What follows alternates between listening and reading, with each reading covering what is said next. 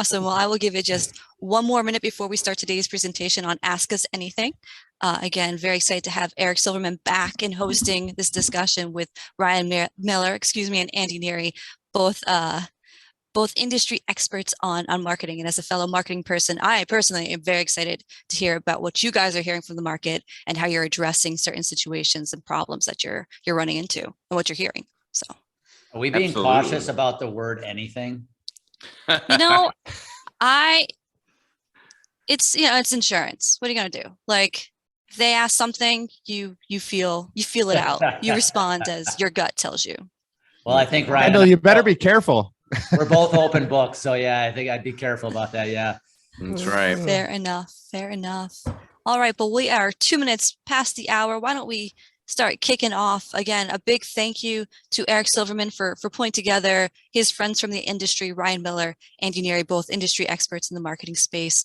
I know, Eric, I'll let you do the introductions to both these gentlemen since you've had the relationship with them so long. But again, BCS, super excited to have you in our Webchat series.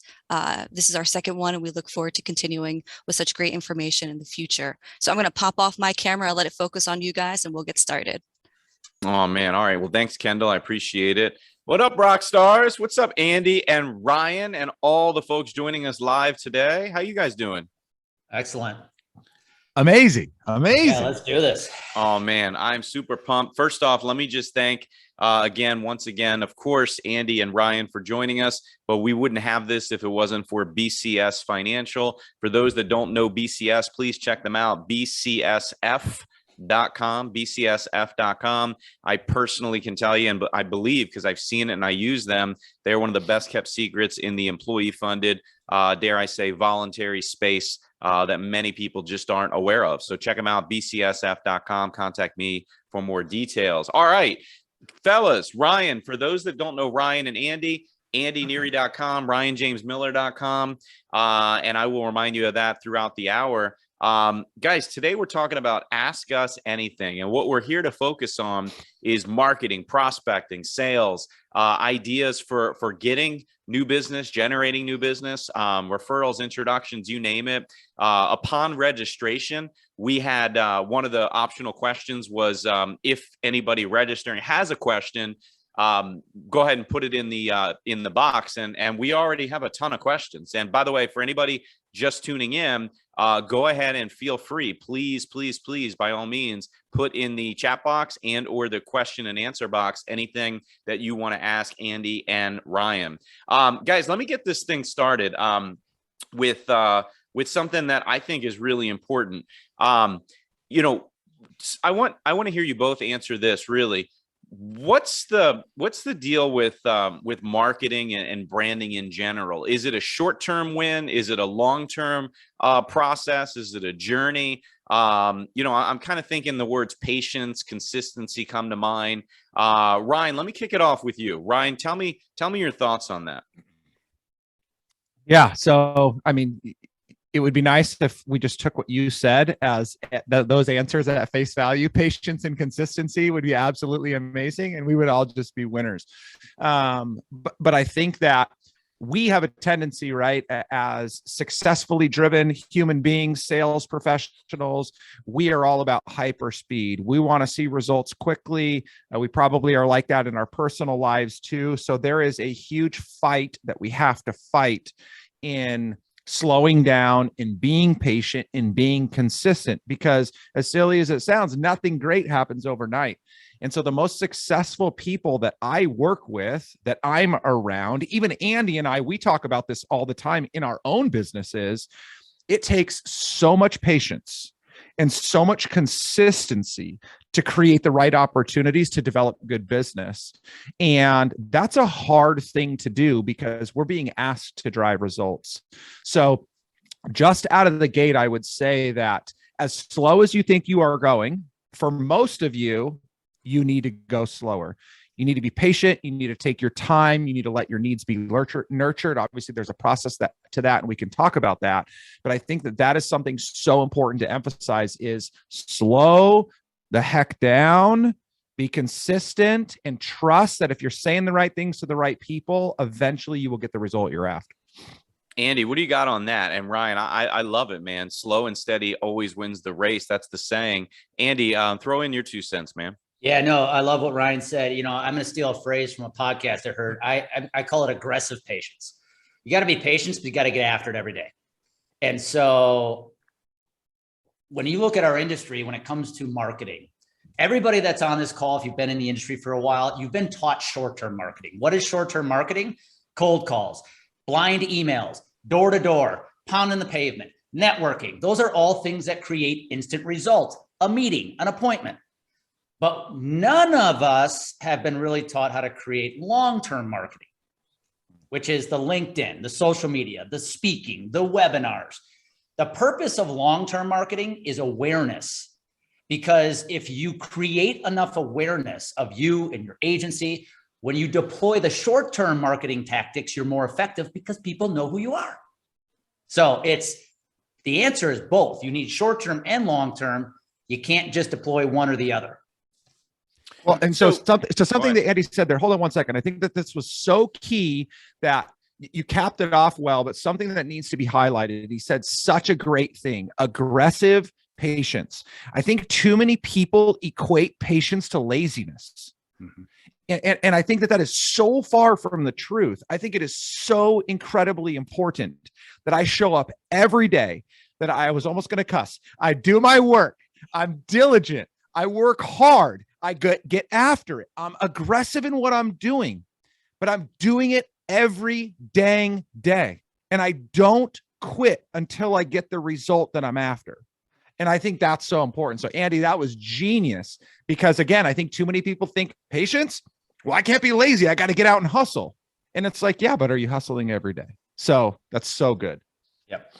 So guys, we got, let's dive in here. Let's see. I want to, the folks that ask questions upon registration, I want to wait and hopefully they'll be live. So I see a couple already. Let's start with Mary Beth Harris. We see Mary Beth is here. Hey, Mary Beth, thank you for joining us. Mary Beth asked a question. She said, what are some best practices to engage a prospect who is not familiar or has had a bad experience in your industry? I'll repeat it one more time. What are some best practices to engage a prospect who is not familiar or has had bad experiences in your industry? Who wants to start with that one? I just want to clarify quick. Is she referencing like a bad experience with a previous advisor? Yeah, so I'm not sure, Mary Beth. I'll assume that's the question. Put it in the chat if you want to clarify. Yeah, I'll assume that's the question. This comes back to the aggressive patience we talked about. The one thing you can't do is go puke on that prospect. You got to bring them value. This is the one shift in Ryan, you talked about it offline. Guys, just because we're back post-pandemic meeting with people, it doesn't mean it's going back to the way it was in 2019. Yeah. It changed forever. And buyers are smarter than they have ever been. They are not going to hire you until you bring them a ton of value. And so how does she overcome that bad past experience? Bring a ton of value, bring a ton of education, get that buyer, that prospect to realize there's a different way, and get that buyer to resonate with Mary Beth or whoever else it is. And you're eventually going to win them to your side. But it goes back to that aggressive patience. You're not doing it overnight, especially if they've had a bad experience. You got to bring the value first. So Mary Beth put in the chat box, Andy, she said previous experience with a broker or voluntary benefits per se. Yep. The more burned they've been, the more value you've got to give up front. Yep. I also think something that's so important for us to think about here is, and again, this isn't of course as soon as I say this, but we have to be more human. And I think that we have lost touch with that.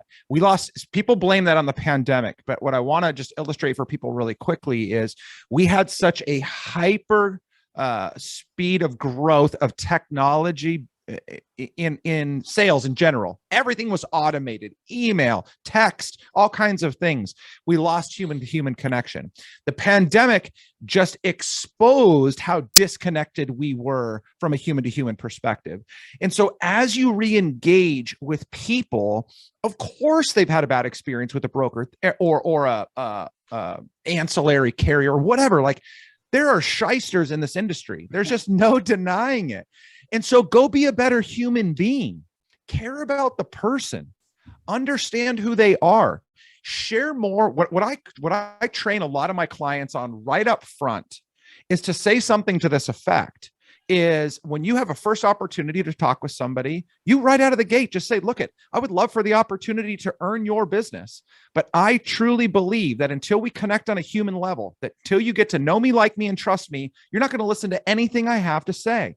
So what I would like to do is to spend some time sharing a little bit about who I am and get to know a little bit about who you are. And I promise you, what that does a lot of times is that just snaps them into this like, oh my gosh, you want to have a conversation? And of course, you want their business. And you keep telling, yes, I want to earn your business. But this is the way we have to do it. Be human.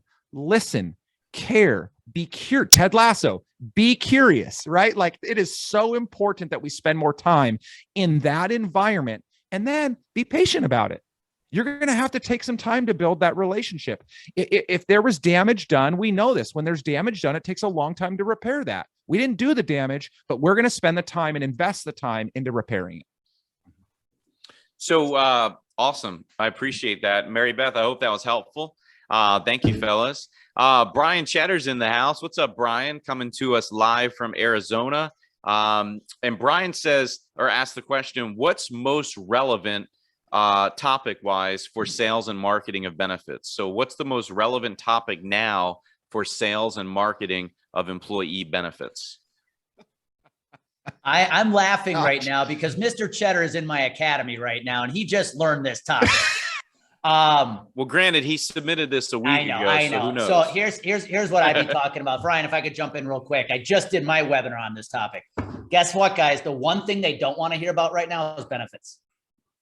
They're getting ready for the potential recession. They're concerned about what cuts they might have to make. They're battling inflation. Fuel costs are skyrocketing.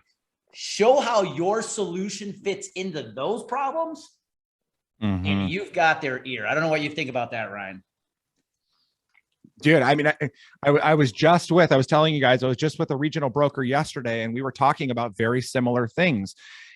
We're so focused on when I'm training salespeople, I'll ask them, okay, so like, what types of questions do you ask around goals and strategy? And they default to benefits goals and benefits strategy. And I'm like, no. Take a step back. You need to listen to what they're truly concerned about. Exactly, Andy, to what you said, right? We need to understand what they care most about in the moment, which again is, my business was just wrecked. It's about to potentially be wrecked again. How am I going to endure this? Maybe I'm struggling to employ people. Maybe I'm getting ready to start laying people off. I've got to start diverting costs because I'm about to suck in a huge renewal that nobody has control over. Like, there's just so many things that are coming into play. And so I love that. It's like, how can I make your life better? And by the way, one of the ways to do that may be connecting them to somebody else that is not you. Show up for them and show them maybe they need to talk to a financial advisor that is going to help walk them through the process of setting their business up financially to endure the recession. You set that relationship up when they need benefits or when they're ready to have the conversation with you. You are the one that connected them. That's like Bob Berg's The Go-Giver mentality. Like, that's what he talks all about, is just be the connector. And so I think now is a great time to do that. But that goes back to our first thing, right? It's like, you got to be patient then, because if you're going to connect, you're not going to get the business right away. You're going to have to wait a while. I mean, anytime you reference my buddy and my favorite guy, Bob Berg, you got my heart there. I got his whole collection behind me, and I'll give a shameless quick plug for him. And I think we can all appreciate, if you don't know who Bob Berg and John David Mann are, the authors, co-authors of the Go-Giver book series, boy, I don't know, maybe you've been living under a rock, but please check it out immediately. I get nothing from that if you go buy it, but you will definitely thank us for it. You'll thank Ryan for it. Go Giver series by Bob Berg. Let me dig in another question. And if they're not live here right now, that's totally cool. Hopefully they'll check out the replay. So Matt Taylor asked upon registration, he said, when setting up multi-channel marketing plans, what and where to focus time and energy. So when setting up a multi-channel marketing plan, what and where should he focus time and energy? I would venture to guess he might mean multi-channel being various social media platforms, email, newsletters, you name it. I could be wrong, though. That's just my interpretation. Take this one, Ryan, first. So again, like I don't think that there's a blanket answer. I think that a couple of things come into play that are really important for us all to consider. What works for us? What are we going to be most consistent doing? I think are definitely really important for us to think about. But beyond that is where are our clients? So let me just bring to everybody's attention really quickly that all of your friends cheering you on social media may not be the best place for you to be. And I hate to say that because I love LinkedIn. It's a great place for us all to commune.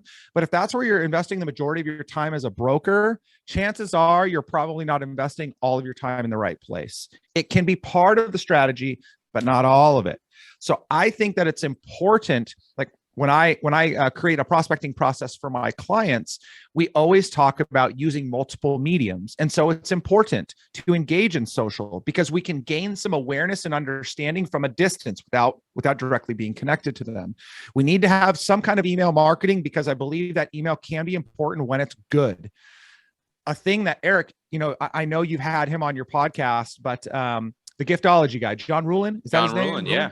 Yeah. So like, I am a huge proponent of incorporating a handwritten note and or a gift of some sort into your prospecting strategies. I normally get pushback on that from my clients because they're like, gosh, that's going to get really expensive or time consuming. I'm like, then you are chasing too many prospects and garbage ones. If you're going after the right prospects, you will invest $50 to $100 in every single one of those prospects to ensure that they at least know your name.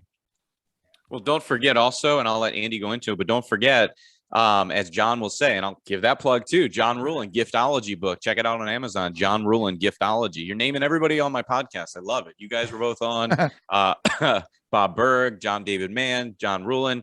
But you know what's interesting, and he's so right when he says it, John talks about how when we're prospecting as vendors or brokers, we will oftentimes think nothing about blowing a few $100s on dinner with a prospect, or even $1,000 to take out 3, 4, 5 people for a round of golf or to a ball game or to dinner.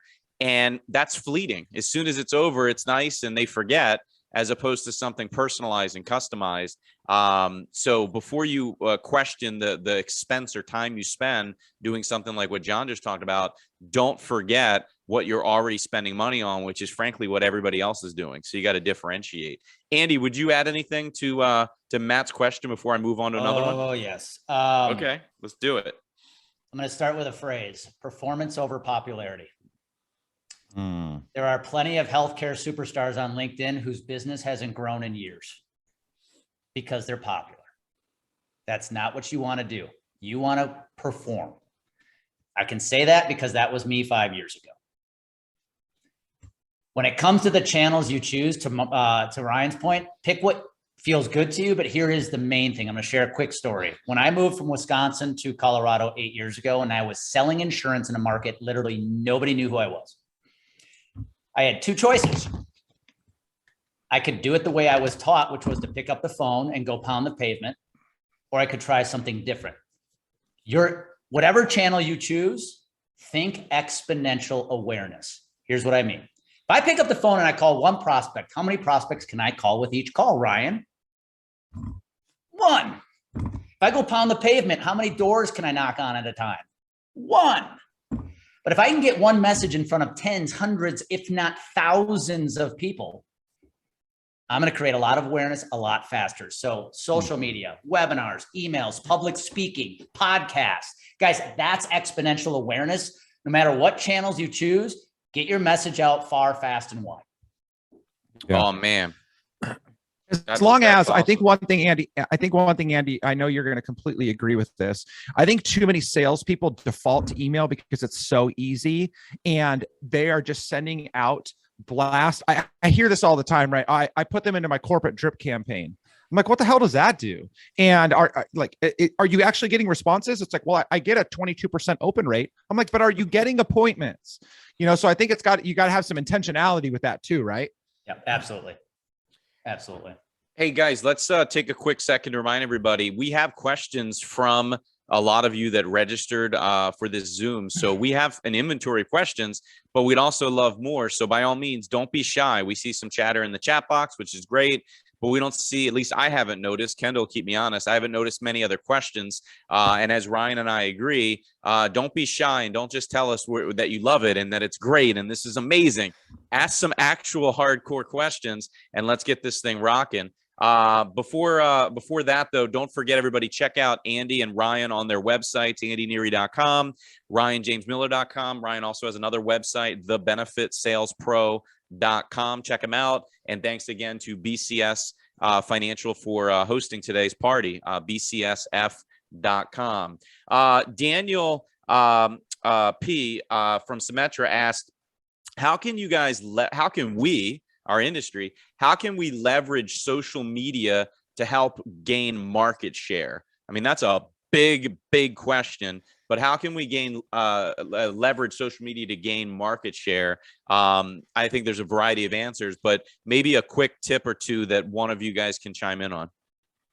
I'll give it a real quick one, just because Symetra is in the stop loss space, right? They do a lot of stuff.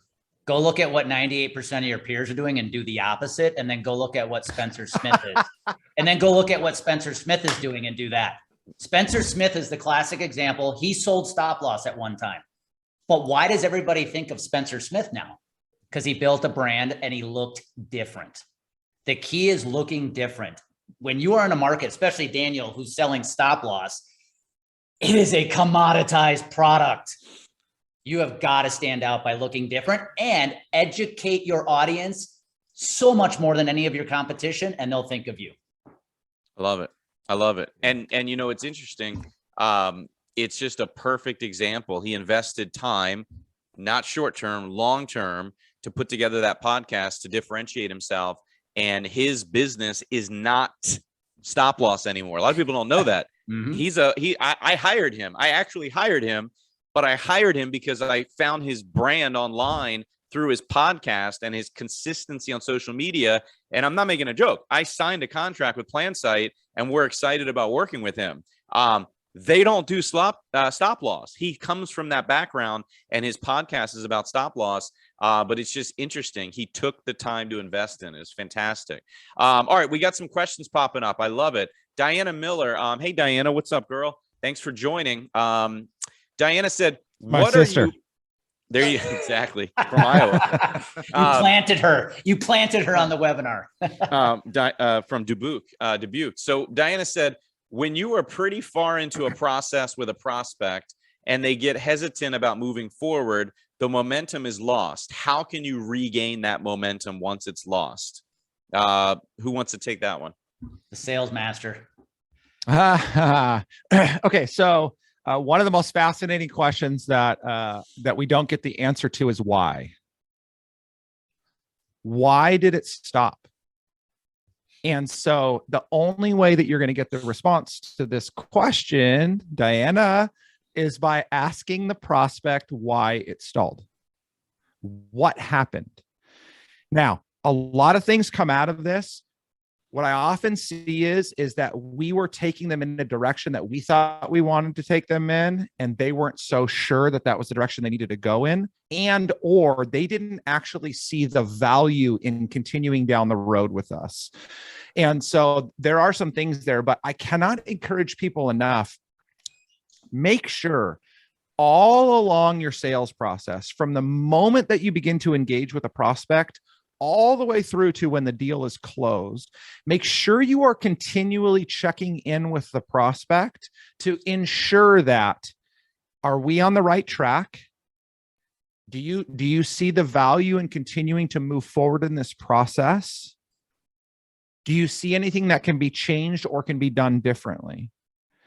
And get that feedback and take that feedback and incorporate that into you continuing to move forward in the process. Because we get so excited. I do too. We get so excited as salespeople when a prospect says like, I'm ready to go with you. It's like, I got a deal. I'm like, no, not until I have money in my hand. I have no deal. So I just encourage you to ask why. Why is it stalled? And then if you can't get that, if it's truly gone dark on you, then what I encourage you to do is I encourage you to get aggressive, literally aggressive in going back after them with value. Here's what we said we were set out to accomplish. Here's how we're going to do that for you. I believe we're the right partner for you. You said that if you didn't do this, this is what it was going to cost you. Make direct statements like that via email, phone calls, until they tell you, stop bothering me, don't call me again. You have to continue to follow up. Don't say I'm following up. Do it better than that. But you have to be persistent. We're afraid to get a no. And so we'd rather just be in this awkward state of like, who knows? And so just be aggressive. So Andy, pick up on that, because you and I've talked offline many times about maybe land, the land of maybe land, the forbidden land that no insurance, frankly, no salesperson ever wants to go. A no is a straight answer. But Andy, can you pick up on that a little bit more? Yeah, and before I get there, I want to share something on the previous that Ryan addressed. Sure. Coming at it from an energetic standpoint. I don't know, whether what you believe in, universe, God, you name it. Guys, whenever you get people ghosting you, before you get mad, I'd actually look in the mirror and see if you are ghosting others in your life. Because the universe, God, always gives you back the energy you give off. So I know that's not something you want to hear, but I check myself all the time when I have a prospect who's ghosted me or does something. I'm like, wait, where in my life am I doing that? There you go. I mean, I've heard of the universe God, but I've never heard of the universe God. I've heard of the baseball gods. You and I are both familiar with the baseball gods. That's a whole nother topic. But now let's address the maybes. This is a big one. This includes people in the pipeline. When we get a no from a prospect, it's a very clear answer, right? When we get a yes, very clear answer. The ones we all struggle with are the maybes, not now. So you get on the phone with a prospect, they're interested, but they're like, you know what, Eric, the timing's not good. Call us back in 6 months. So what do? We hang up the phone, respect what they said, and call back in 6 months. But the result is they don't remember who you are. My question is, what are you going to do between now and 6 months so that when you call, they're like, absolutely. You have to come up with a way of engaging them for that 6 month period and beyond, where you are constantly bringing value to them. It could be an email newsletter. It could be your social media. It could be webinars you host. I don't know, but you got to bring value to them so that when you respect the time they've asked you to call back, they know you and maybe they already like you. That to me is the one thing so many advisors are missing right now. Is they don't have the game plan for the maybes. Because here's the key.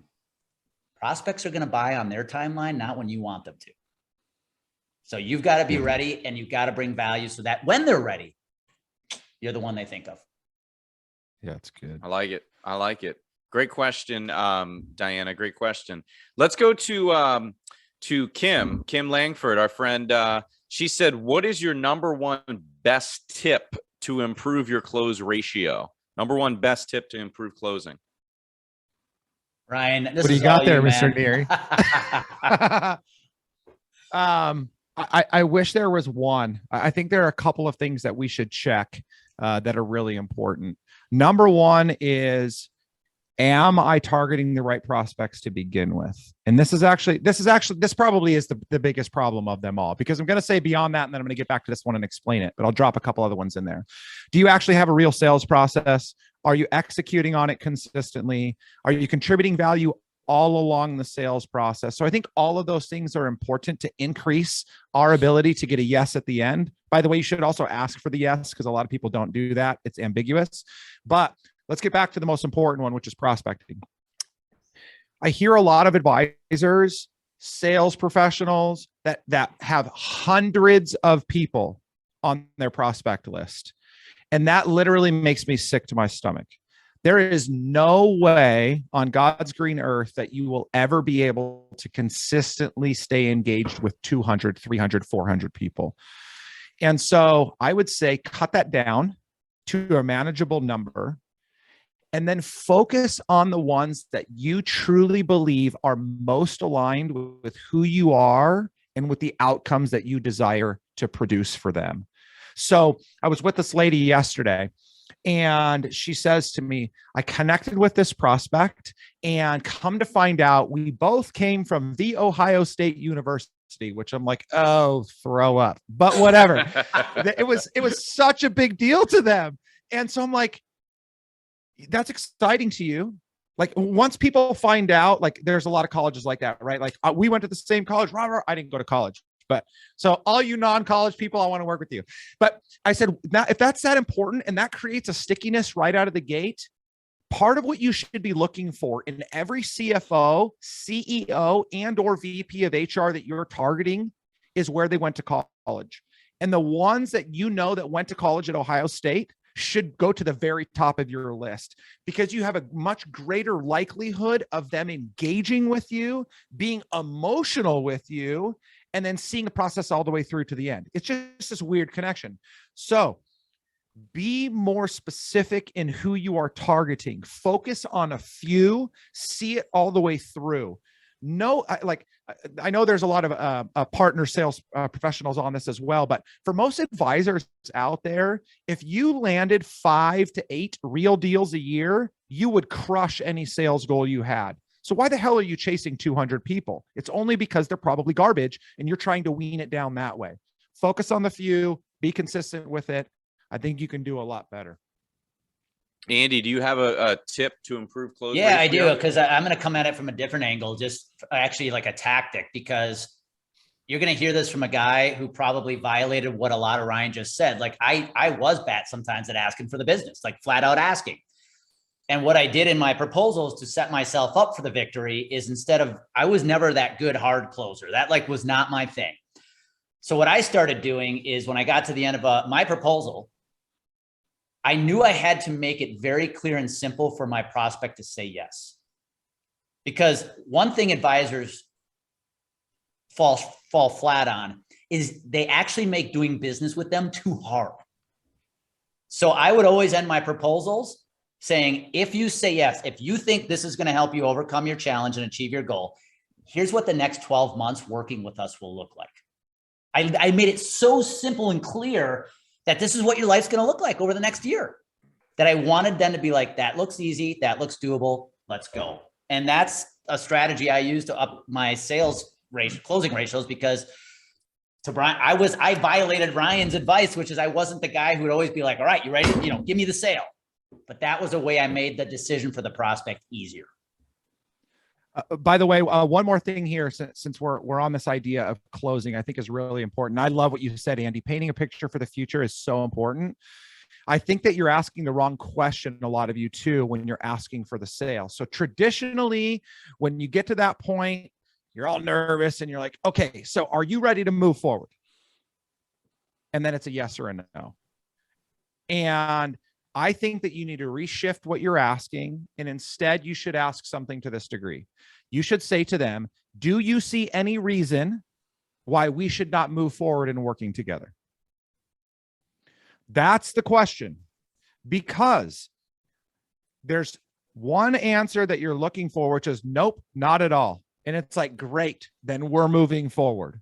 But if they say, yes, I see a reason, then that gives you an opportunity while you're in front of their face, before you walk away and get sent into no man's land, to ask them, oh, well, what's missing? What would we need to go ahead and move forward? And then they're going to share with you. that they're not confident or they don't see the result or they're not sure or whatever. So again, do you see any reason why we should not move forward in working together today? That is the question that I believe is one of the best closing questions anybody could ever ask. All that. I love it. I love it. Let's get over to Chad. Chad asked a question. He said, hey, is podcasting, he's talking to 3 people that podcast, is podcasting a worthy endeavor when it comes to the time commitment, especially when the content may not always feature your products or your solutions? So is it worth a time commitment when you're not featuring your personal products and solutions? Andy, you want to hit on that? Yeah. Somebody else is answering this first. We could all answer it, but I want to hear you. If I'm an advisor today, and I'm just going to be very blunt, and I'm starting a podcast, there's one topic my podcast isn't going to be about: health insurance. I'm going to host a podcast in my market where I go out and I interview the companies in my market, probably some clients, and I let them talk about their business, and I let them be the hero, because I still get the benefit because I'm the host. And I think we often think that we have to have the microphone in our hand at all times. I have clients right now, their number one prospecting strategy is interviewing their clients and putting that content out there. It's not even really a podcast. It's just a video series. And it's the number one tool they're using to win business. And it's funny because I know people who see their content and go, I don't like it. I'm like, well, it must be so terrible that their pipeline's about $500,000 full right now, because they're making other people look good. So Chad, if I'm starting a podcast, how can you interview clients and prospects and make them look good? And it's going to do you wonders. Ryan, what do you got? Yeah, I mean, I think he hit the nail on the head. I mean, my initial gut reaction is no, it's not worth it. And I really mean that. I feel like it is such a time suck and a time consuming investment. And it easily drags us into feeling like we're doing something when we're really not effective in doing something. So I think that with that in mind, if you've considered that, then what Andy said is so spot on.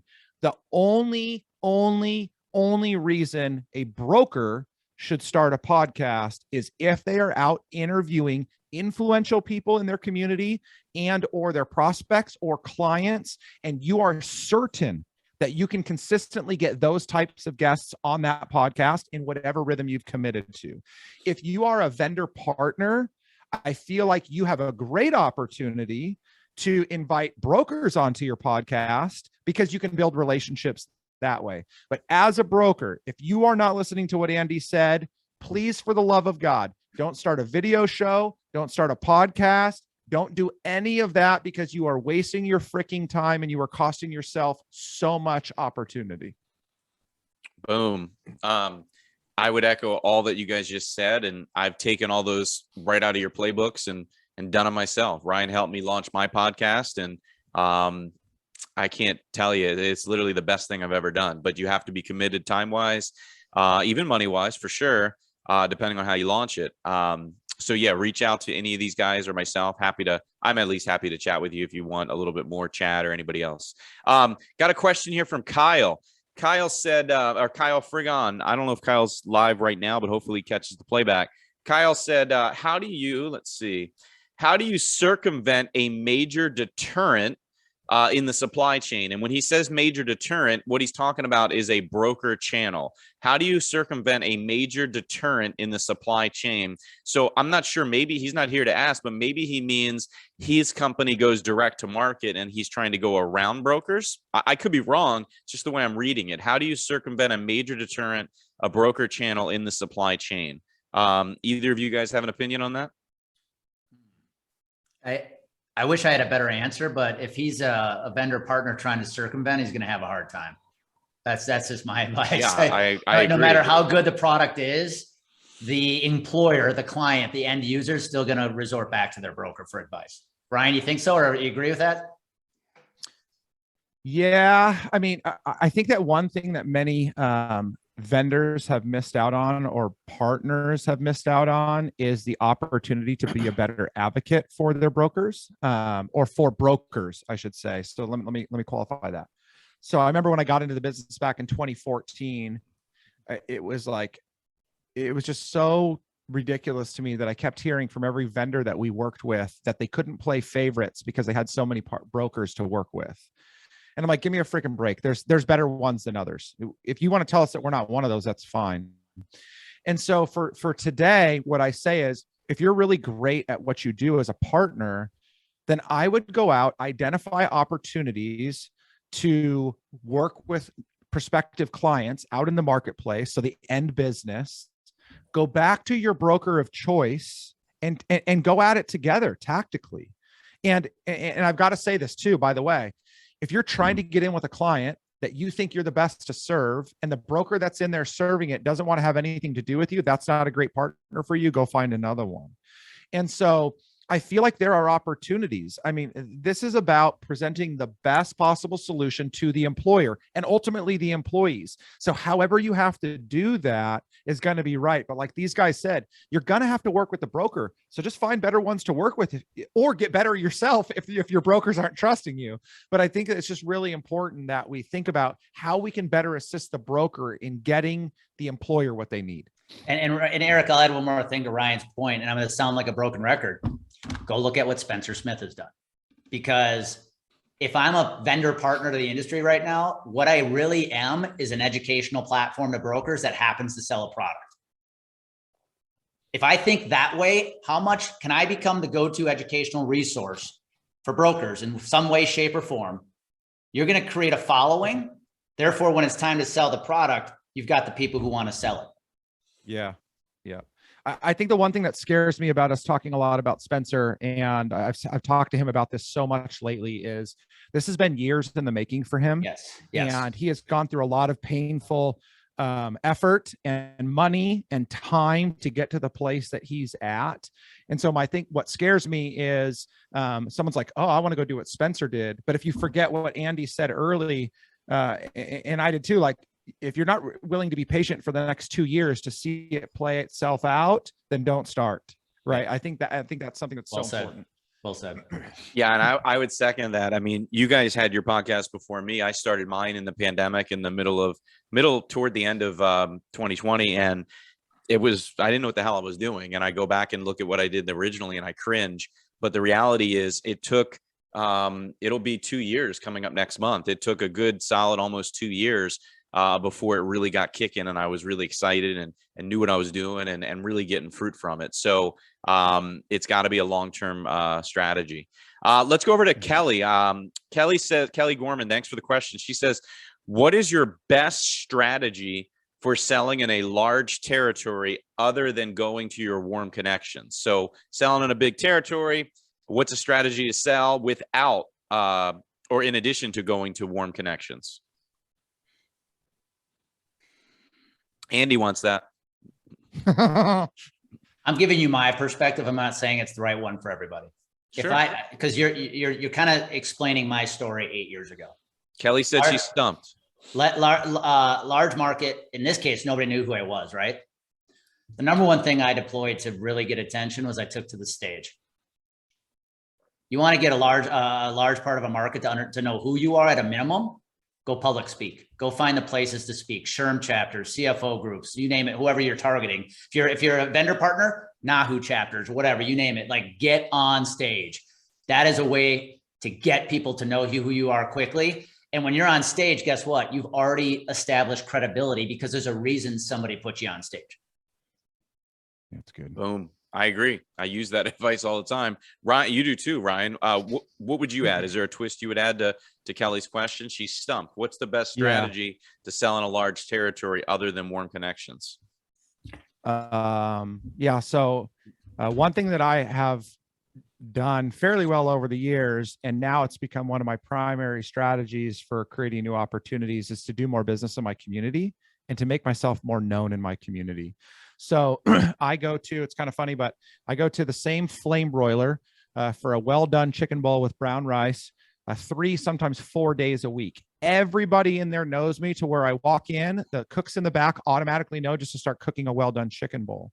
But I've created awareness for who I am. And so then one day what do you do? Because you're here all the time. And so it started the conversation.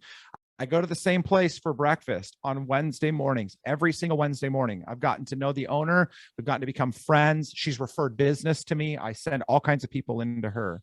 There's a entrepreneurial restaurant owner that's building restaurants here in Southern California, Colorado, Houston. He and I have become close friends. I send everybody I know into his restaurants, and vice versa. He refers people to me.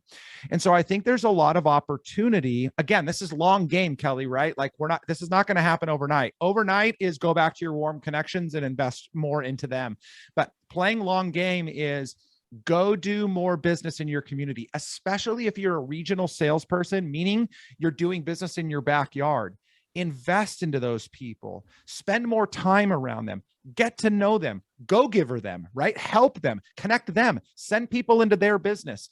They will get to know you. And eventually they're going to be like, what do you do? Or how can I help you? And that is going to be a stronger connection anyway, because you've invested so much into that process that they're going to be wanting to give back to you. I like it. I like it. Rita asked a question. Rita Kwan, thanks, buddy. This one he addressed right to you, Ryan. He said earlier. It's a she. Rita, sorry, very sorry. She said you said Ryan earlier that I want to earn your business. Be upfront about your purpose in reaching out. And she said I had a prospect respond to my connect request on LinkedIn. And the prospect said, I don't do too much on LinkedIn. Everyone who contacts me wants to sell me something. And she wants to know, how would you respond to that? Yeah. So this is for everybody. Of course, that's how they're going to respond, because everybody is selling to them. I decline so many freaking inbox selling messages a day. It's not even funny. Like, I don't even read them. What gets me differently though, is some of those people start engaging with my posts and they make thoughtful comments, not just like it, oh, great post, but thoughtful comments, meaning I start to realize that they are aligned with me in some way. They like the things I like. They're interested in the things I am. And so then months later, actually, this just happened to a guy. So I get pitched probably 5-6 times a week for somebody that is going to 7x my business by giving me all these leads. And I don't even have to pay for them until they set them for me. Like, what a load of shit. Oops, whatever that is. Good. Sorry, BCS. I don't take them ever. But then there was one guy specifically that kept engaging with my posts. And then months later, he sent me a message and he said to me, hey, Ryan, I've loved what you've been posting. He was a Christian guy. He's like, I too am a Christian, and I totally get that you don't want to hear from us about this type of stuff, but I really feel like I can help you with your business. Here are the 3 things. And so he was patient, and he was consistent, and he was thoughtful. Like, he actually really wanted my business. He just didn't want to blanket me like he does everybody else, or like everybody else does. So I think that we take that rejection as, yeah, they don't want to talk to you. And so are you willing to double down, to reinvest, to stay connected to them, to observe, and then to become more human to them? I think that's something that's so important. Good answer. I would agree. Here's another question. Andy, let me direct this one to you. In our world, and again, this is not, a lot of these questions, guys, are not just insurance benefits related. They're just, again, general sales, marketing, branding, specific type things that we can all apply to our industry. So this one says, in the world we're in, everything's so short term. How do we create long-term awareness? But more specifically, Andy, what ROI can you expect when it comes to investing in marketing and branding? What kind of ROI can you expect? You Andy, just planted a grenade at my foot. Uh-oh. So this is a favorite question I get from people who are looking to hire our team, is what ROI can we expect if we hire you? And at first, when I heard that, I didn't always have a good response. I try to throw some stats out, but now I've come to learn, my question back to them is, let me ask you this: what's your ROI, what you're doing now? Because the answer is a punchline of nothing. And so when it comes to, what was the question besides ROI? Just in general, it's based on, ROI, but creating long-term awareness. Yeah. I mean, it kind of goes back to what we've been saying, over and over about the aggressive patient showing up every day. My best advice I can give people with marketing is this. You need to deploy the short term, but you also need to pair it with the long-term awareness. And you have got to put in the work on the long-term awareness. Because if you're not willing to commit to showing up every day, what we do, guys, is not sexy. Marketing isn't even sexy. The day-to-day stuff is our grind. But if you show up day after day after day, it is going to create this awareness of who you are, so that over time, what happens is you start experiencing this hockey stick growth, because all of a sudden people now know who you are. You have a brand. And FYI, a brand is not logos and colors and fonts. It's the representation of your reputation. That's it. I'm seeing Kendall's logo on her screen right now. Nobody cares about a logo in this industry. They care about you, the human. So with marketing, ROI comes the more you humanize your marketing, the way Ryan described it. Because if I get to know you, I start liking you. And when I start liking you, the chances we do business just went up. So quit hiding behind logos and let us get to know you a little bit. Because I just heard a study out there, a statistic that said, I think it was millennials were surveyed. 77% of the millennials surveyed said they want a brand behind the service they buy. And that includes attorneys and accountants and financial advisors. They want a brand. They want to get to know the person. We all got to do the same. I couldn't agree more. Full disclosure, BCS has their logo up because they're hosting this party. I know Andy didn't do anything by that. But, you know, it's interesting, though. Exactly. We love you, Kendall. But, you know, but here's the thing, you know, I will say BCS is taking the advice that Andy and Ryan and myself preach. They're hosting this party. Check them out, bcsf.com, but they're hosting the party. But we're not here. We're not talking about insurance. We're not talking about voluntary benefits.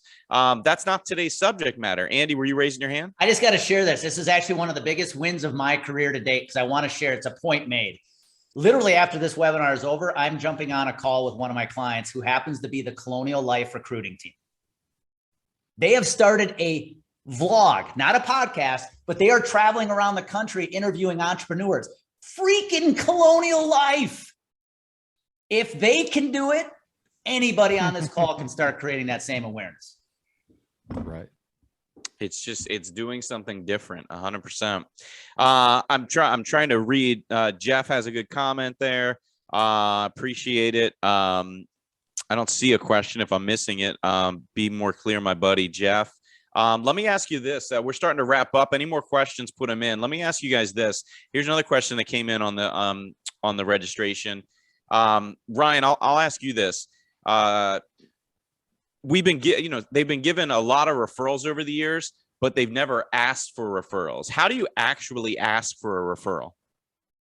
This is one of my favorite questions, because when I ask people, salespeople, like, so how have you built your business? And they're like, oh, I built it on referrals. I'm like, well, what do you mean by that? And it's just that. Well, my clients have given me referrals. Like, have you asked for referrals? Well, no. They just kind of give them to me. I'm like, okay, so how do you ask for them? And this is how we get to a question like this. I don't know. And so one of the things that I'm going to strongly consider or encourage you to do is to just ask. I'm gonna spell this out a little bit, but sometimes we try to overcomplicate these things so much. Right. We're trying to get like all creative, and I've got this whole methodology and process, and I'm going to like ring a bell and whatever. Simply say, do you know somebody else that would value the service that we provided to you? It could be as simple as that. Beyond that, I do an entire 2-hour workshop on this topic. But beyond that, what I would say is a couple of things real quick. Is understand what triggers an opportunity to ask for a good referral. And the number one thing that does this, so for all of you salespeople, this is where your client service team becomes the superheroes for referral opportunities. They are getting the clients to give them positive feedback all the time. Great job. Thanks for bailing me out of that. Thanks for doing this so quickly. Thank you for helping me. I appreciate you so much. Train your team when they are given positive affirmation for a job well done, that they have a script that you have typed up that says, that they copy paste into their email. Thank you so much. I can't tell you how much I appreciate that positive affirmation, or whatever word you want to use. I would love for an opportunity to be introduced to somebody else, maybe a colleague, a peer, or even a friend that would value the same type of work that I've done for you and that you appreciate about us. It can be as simple as that. You definitely need a system. You need to track that. You need to log all your referrals. You need to have a system to follow up and engage and nurture them, because they don't all happen right away. But ultimately, it comes down to asking and then knowing when best to ask. And that is one of the best times to ask. The other thing is, by the way, just really quickly, the reason most of y'all are afraid to ask for a referral from your clients is because you don't actually have the great relationship that you think you do with your clients. They love you because you're delivering results to them, but you don't actually have that close relationship. And so if you feel like there are clients that you would love to get a referral from, but you're unsure of whether or not you're going to get something from them when you ask, I would say invest some more time into building that relationship. There's a process that I have people follow to do this, but dig into them more, invest into them, give more to them, become a more valuable person to them, learn more about them, share more about yourself. And then, like, Eric is a great example, or Andy and I are fellow coaches. We serve some of the same types of people, but I guarantee you 100%, if I called Andy and said, dude, I'm really struggling right now, I need a client. Do you think that you could reach out to some of your network and find somebody that you think would align with me a little bit better that I could work with? He would do it, because Andy and I have that type of relationship. That's not for this webinar. Andy and I text and talk every week. Eric would do the same thing for me. And I have other people that would do that. And so invest into your relationship, so when the time comes, you can ask and they're going to be wanting to give to you. The in our last few minutes here, one, I want to remind everybody, these guys are experts in coaching in all the various ideas and things that they've discussed today. They are not competitors. They actually team up all the time. They have a abundance, plentiful mentality, which is why I love them so much. I can tell you, I personally hired and worked with both of them multiple times on multiple occasions. So I can attest for their expertise. Check them out if you haven't already. Ryan's at thebenefitsalespro.com and ryanjamesmiller.com. Andy is at andyneary.com. And Andy, can you, because I really think this is really cool, specifically targeting women in the industry. No offense, dudes. Can you just take 30 seconds, 45 seconds before we end and talk about A League of Their Own, which is one of my all-time favorite baseball movies? Yeah. No, we're excited. In July, we're going to be launching a community for women, where we're going to be supporting the women in the industry who want to build some kick-ass brands and build a business they love. And I know there's other groups out there, but this is what we do for a living. And so we're excited about that. And it's going to include a couple calls a month, organized calls. We've got my coaching. We've got the ability to collaborate with the members daily if you want. And I even got my own Amy doing breath work every month with the group to help improve mental performance. So it's going to be awesome. And so if you are a female to the industry and you want to know more, definitely reach out. You know, it's interesting because I love how you don't use the term necessarily groups. You both have under text community, you talk about community. And Andy, you talk about A League of Their Own as a community. And Ryan, I hear you talk about it all the time when I get your text messages.